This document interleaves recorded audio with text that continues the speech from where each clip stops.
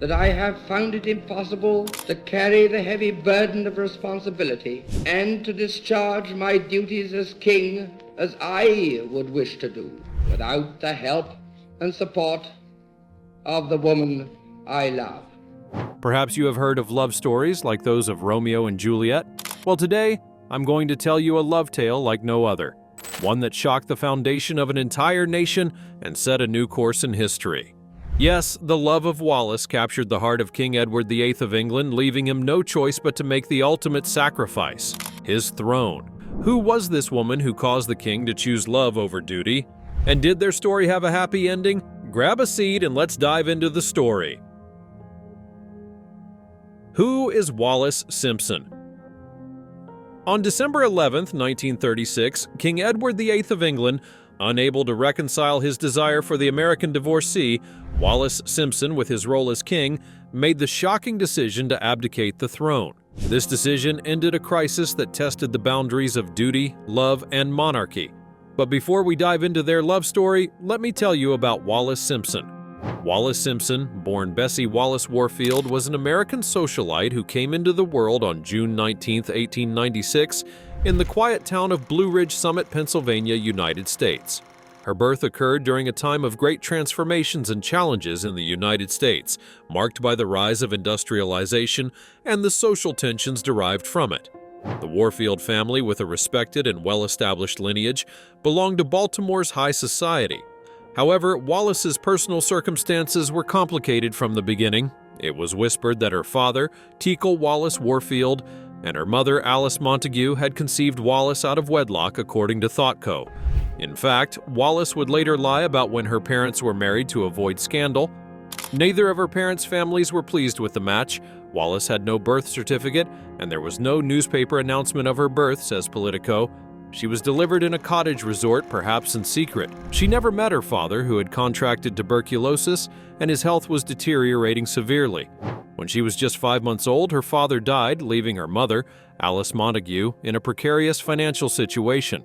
Without her father, both mother and daughter were in a vulnerable state, relying on charity from her father's family. One family member, Wallis's uncle, Solomon Davies Warfield, would only cause the pair further heartbreak. For the first few years after her father's death, Wallis and her mother moved in with her father's brother, Solomon Davies Warfield. According to the biography, Solomon paid for Wallis to attend the prestigious girls' college prep school, Old Fields, in Maryland. However, Wallis and her mother were forced to leave Solomon's care when he allegedly made inappropriate advances toward Alice, leaving them financially cut off and stranded. Alice moved them both into a cheap hotel. Later, they had to move into her widowed sister Bessie Merriman's house, where they lived under the charity of relatives. This experience of dependence and living in the shadow of others' generosity deeply shaped Wallis's independent and resilient character. The following year, Alice and Wallis moved into a 4-bedroom house on West Chase Street in Baltimore, where they lived for at least a year before settling in an apartment and eventually a home of their own. In 1908, Alice married her second husband, John Freeman Rassin, son of prominent Democratic Party boss Isaac Freeman Rassin. Although certain privileges surrounded Wallis, her childhood was marked by the absence of her father and her mother's constant struggle to maintain their place in society. Alice did everything possible to ensure Wallis received a good education and maintained social appearances, drawing on cultured and refined influences. In fact, her mother would sew beautiful ensembles for Wallis, always reflecting the latest fashions. She didn't want her daughter to miss the opportunity of securing a suitable match within Baltimore's high society. And as if that was Wallis's only card to play in life due to their newfound circumstances, she was, fortunately, a very popular figure with the gentleman. According to Baltimore Style, she is said to have had numerous admirers early in life, which ultimately helped her overcome many hurdles thrown her way by her own family. Though Wallis was well taken care of by her mother, the underlying reality of insecurity and struggle was fundamental in shaping her character. From a very young age, she learned to navigate the complex seas of high society with cunning and determination. Though Wallis's jaw was too heavy for her to be counted as beautiful, her fine violet blue eyes and petite figure, quick wits, vitality, and capacity for total concentration on her interlocutor ensured that she had many admirers, writes biographer Philip Ziegler in the Oxford Dictionary of National Biography via Town and Country. So, who was her first lover? And of course, Edward VIII of England was not her first lover. How did her first marriage go? Let's find out. Her first marriage. Wallis Simpson's first marriage took place in a context of youth and a search for stability. Her first husband was a Navy pilot. In 1916, at the age of 20, Wallis Simpson was introduced to her first husband, naval aviator Earl Winfield Wynne Spencer Jr., while visiting her cousin Corinne Muston in Pensacola, Florida in 1916, according to Ann Sebi. They married shortly after their introduction. For Wallis, this marriage represented an opportunity to rise socially and obtain a more stable life. However, it would not be a happy marriage. Spencer was a pioneer in the United States Navy, serving as the first commanding officer of the Naval Air Station in San Diego. Unfortunately, Spencer was an alcoholic, and their marriage was incredibly unstable. He traveled all over the world with the Navy, including to both coasts of America and later to China. Wallis traveled with Spencer to China, though this marked the beginning of their estrangement. According to biography, Wallis is said to have had a lotus year in China, traveling the country without her husband. While married to Spencer, Wallis had a chance encounter with Prince Edward, though it was brief. While in San Diego, she and Spencer attended a ball at the Hotel del Coronado in 1920. Edward, then known as the Duke of Windsor, was also in attendance. According to the San Diego History Center, Wallis waited in the receiving line to meet the future King of England and was greeted like the other attendees. Their first meeting was very forgettable. Her husband's drinking problem led her to stray into the arms of an Argentine diplomat. Given that she and her husband were often separated for long stretches due to Spencer's work, it was relatively easy to have affairs. Her affair with diplomat Felipe de Espil was short-lived, but would not be her last while married to Spencer. When she traveled to China, Wallis became exposed to practices considered sinful by Western standards, such as hard substances, brothels, and gambling, according to The Independent. While in Beijing, she stayed with Catherine and Herman Rogers, who would remain her long-term friends.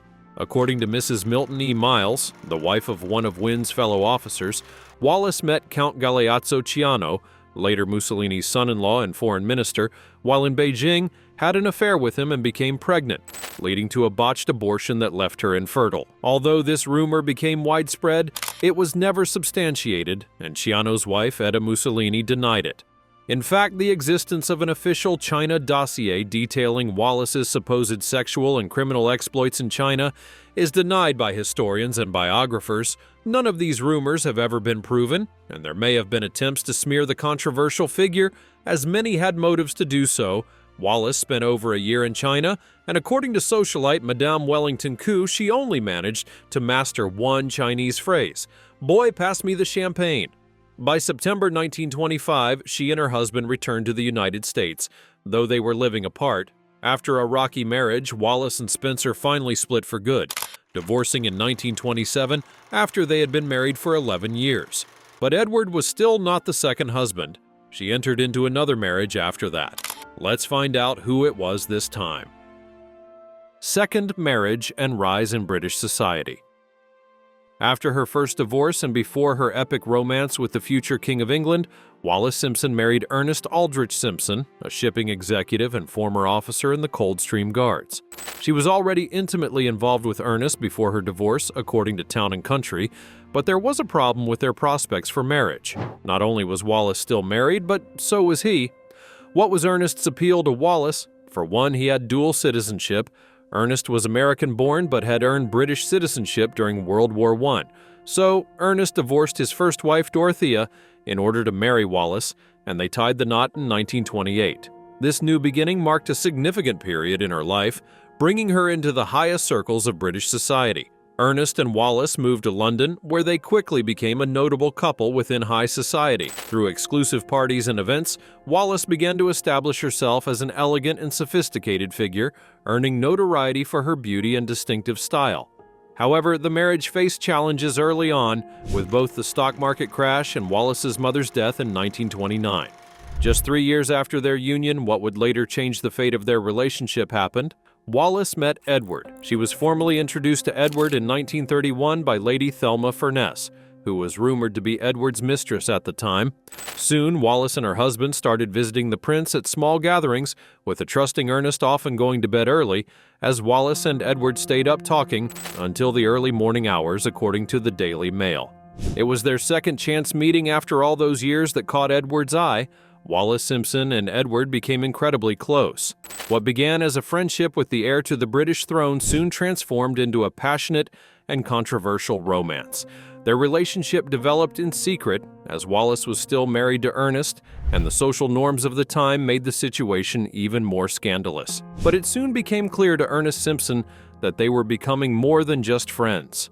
Those around them knew of their affair, and Ernest Simpson and the royal family waited patiently for the fling to pass. However, the relationship between Wallis and Edward intensified, causing her marriage to Ernest to fall apart. Rumors about her affair with the prince affected her reputation and put immense pressure on her marriage.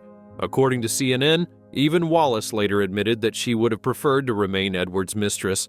So how did it all end with her marriage to Ernest Simpson, and how did she manage to be with Edward? Keep watching if you want to find out. The scandalous relationship with Edward. In January 1934, while Lady Furness was away in New York City, Wallis allegedly became Edward's mistress. Edward denied this to his father, despite his staff seeing them in bed together, as well as evidence of a physical act of intimacy. Wallis soon ousted Furness, and Edward distanced himself from a former lover and confidant, the Anglo-American textile heiress Frida Dudley Ward. Edward became obsessed with Wallis, according to Anne Seba's book That Woman, via the New York Times. According to Time, some say he even threatened to kill himself if she left. By the end of 1934, Edward was irretrievably besotted with Wallis, finding her domineering manner and abrasive irreverence toward his position appealing. His official biographer said he became slavishly dependent on her. Wallis claimed that she fell in love with Edward during a cruise on Lord Moyne's private yacht, Rosora, in August 1934. At an evening party in Buckingham Palace, Edward introduced her to his mother. His father was outraged, primarily due to her marital history, as divorced people were generally excluded from court. Edward showered Wallis with money and jewels, and in February 1935, and again later that year, he holidayed with her in Europe. His courtiers became increasingly alarmed as the affair began to interfere with his official duties. In 1935, the head of the Metropolitan Police Special Branch informed the Metropolitan Police Commissioner that Wallis was allegedly involved in an affair with Guy Marcus Trundle, who the Ford Motor Company reportedly employed. However, Captain Val Bailey, who was familiar with Trundle, and historian Susan Williams doubted the rumors of the affair. Bailey in particular knew Trundle well, and his mother had allegedly been involved in an affair with Trundle for nearly 2 decades. On January 20, 1936, the situation reached a critical point when King George V died, and Edward ascended the throne as Edward VIII. The relationship between Wallis and the new king became the center of public attention and intense political and social debate. It had become clear that Edward planned to marry Wallis as soon as she divorced Simpson. This caused a scandal in Britain that is now known as the Abdication Crisis. However, the Church of England, of which the king is the supreme head, did not allow marriage to a divorcee whose ex-spouse was still alive. The British government and society considered it inappropriate for the monarch to marry someone with Wallis's marital past. The pressure on Edward intensified. The Prime Minister, Stanley Baldwin, warned the king that he thought the British public would simply not accept the prospect of a twice-divorced American woman as their queen. Despite this, Edward could not be dissuaded, saying he was prepared to abdicate if the government continued to oppose his marriage. Under mounting pressure to give up his relationship, Edward tried to argue the case for morganatic marriage, a marriage between people of unequal social rank to Wallis Simpson, where he could still be king. Still, she would not be queen, merely his consort. But this idea was summarily vetoed by the Cabinet Office. The matter could not be helped as Wallis Simpson's time in China and her multiple rumored affairs apparently became ammo when Simpson and Prince Edward became involved. When the rumors reached the Queen's mother and Prime Minister, they dredged up the infamous China dossier on her supposed lewd and immoral behavior with the help of the British intelligence service MI6. The document is said to have detailed descriptions of romance tricks she learned while living in Shanghai. thereby ensnaring Edward into marriage. So the British government, led by Prime Minister Stanley Baldwin, presented him with an ultimatum to either resign from Wallis or abdicate. So which choice did he make? Let's find out. Marriage to Edward and exile. The king then told the Prime Minister he wanted to broadcast an appeal to the nation. Edward had made the first ever royal broadcast in 1922, so he understood radio's power to shape public opinion. On December 3, 1936, he drafted a speech explaining his motivations, believing he might be able to sway public opinion and enable him to marry and remain king. Prime Minister Stanley Baldwin told him flatly that such a broadcast would be constitutionally impossible and would divide the nation if it were left up to the public to decide. Although he had decided to give up the throne, Edward still desired to explain his decision to his subjects. So the day after signing the instrument of abdication on December 10, he found himself in Windsor Castle for a stage-managed broadcast by the BBC Director General himself, Sir John Reith. In a speech broadcast on the radio on December 11, 1936, Edward began his farewell. "I have never wanted to withhold anything, but until now it has not been constitutionally possible for me to speak," he said. He went on to declare his allegiance to his brother who had succeeded him to the throne, stating that even though he had relinquished his position, he had not forgotten his country or the empire. He continued, "I have found it impossible to carry on the heavy burden of responsibility and to discharge the duties of king as I would wish to do without the help and support of the woman I love." He said that the decision was his alone and that the other person most nearly concerned has tried up to the last to persuade me to take a different course. After it was finished, Sir John Reith later wrote in his diary that Prince Edward smiled sadly at him as he bid goodbye. "What that young man has thrown away is the greater opportunity than any king or man ever had." "I felt sorry for him," Sir John Reith wrote. "This act of abdication was unprecedented and shocked the nation." Edward became the first British monarch to abdicate the throne voluntarily. After his resignation, his younger brother George VI assumed the throne. To resolve the dilemma created by abdication and preserve some dignity and status for his brother, the new king decided to grant him a noble title. So on December 12, 1936, one day after his abdication, Edward received the title of His Royal Highness, the Duke of Windsor. However, Wallis would not receive the same title as Her Royal Highness and only became the Duchess of Windsor. This decision caused great resentment in the Duke and his wife. Prior to this time, Wallis decided to flee the country as the scandal broke and was driven to the south of France in a dramatic race to outrun the press. For the next 3 months, she was under siege by the media at Villers-le-Vieux near Caen, the home of her close friends Herman and Catherine Rogers, whom she later thanked effusively in her ghost-written memoirs. In events that followed, Ernest and Wallis finally divorced in 1937, a decision that allowed Wallis to be free to marry Edward. 1 month later, on June 3rd of the same year, she married Edward and became the Duchess of Windsor. Edward and Wallis Simpson's wedding took place at Château de Cande, an elegant mansion in Mans, France. The wedding of the Duke and Duchess of Windsor was celebrated by the Reverend Robert Anderson, an Anglican clergyman who challenged the Church of England's disapproval of the marriage. None of the royal family attended the ceremony. The Château de Cande offered a private and serene atmosphere, away from the hustle and bustle and the British press. The ceremony, although simple, was elegant, reflecting the refined taste of the couple. Wallis wore a pale blue dress that would become iconic for its style and sophistication, while Edward wore a formal gala suit.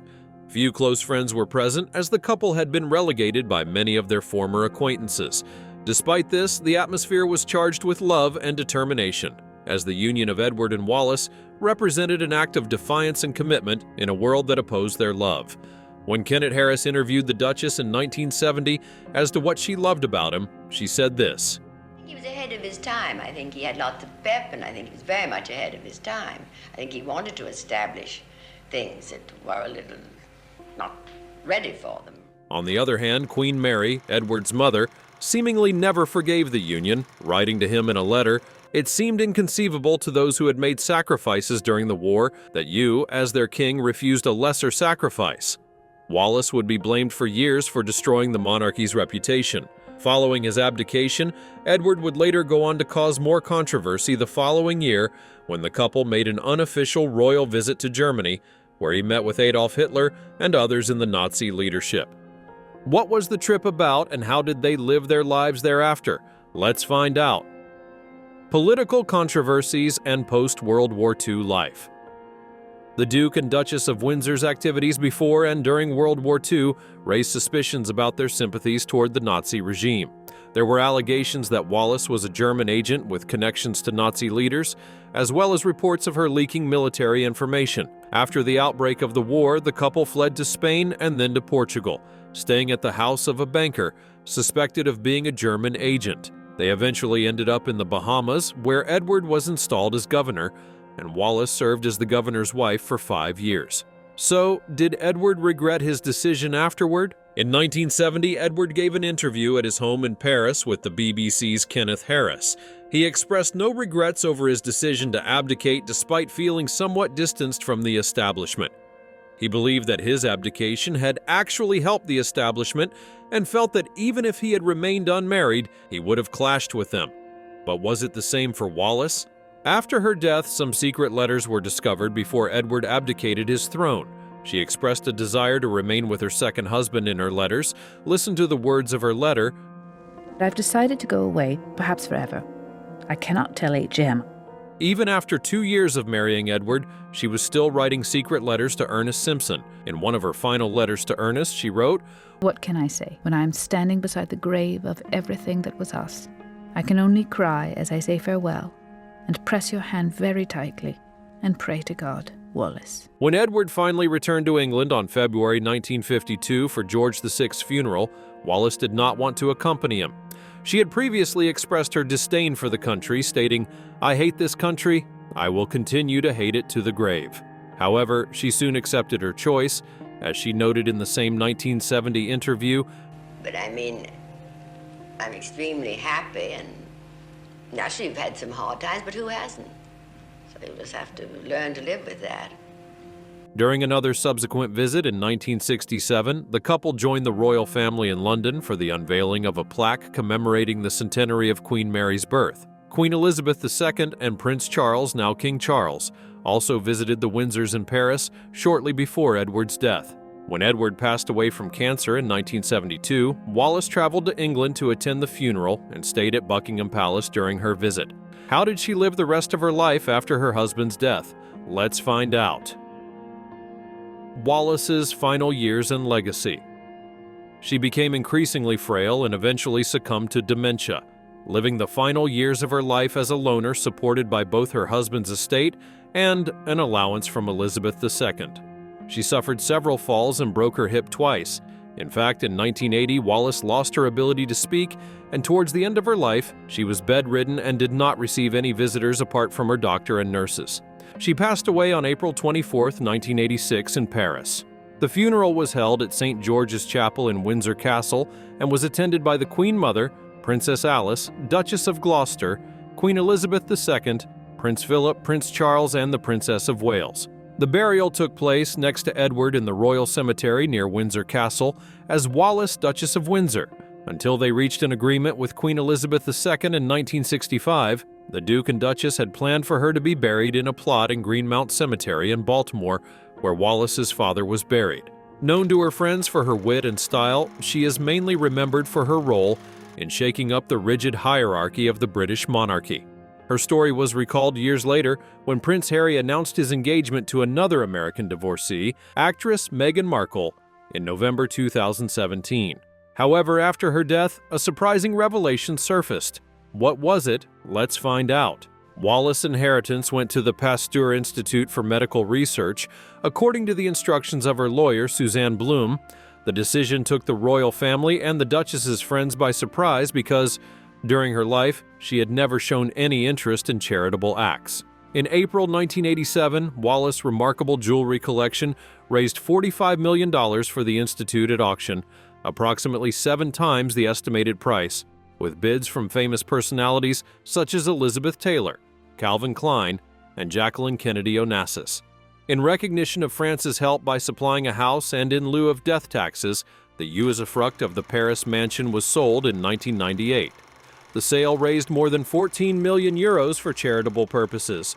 Did you think Edward VIII made the right call? Let us know your thoughts in the comment section below. Do well to like this video and subscribe to this channel to get notified whenever we drop entertaining and educational videos like this. Thank you for watching, and check out our other videos on this channel.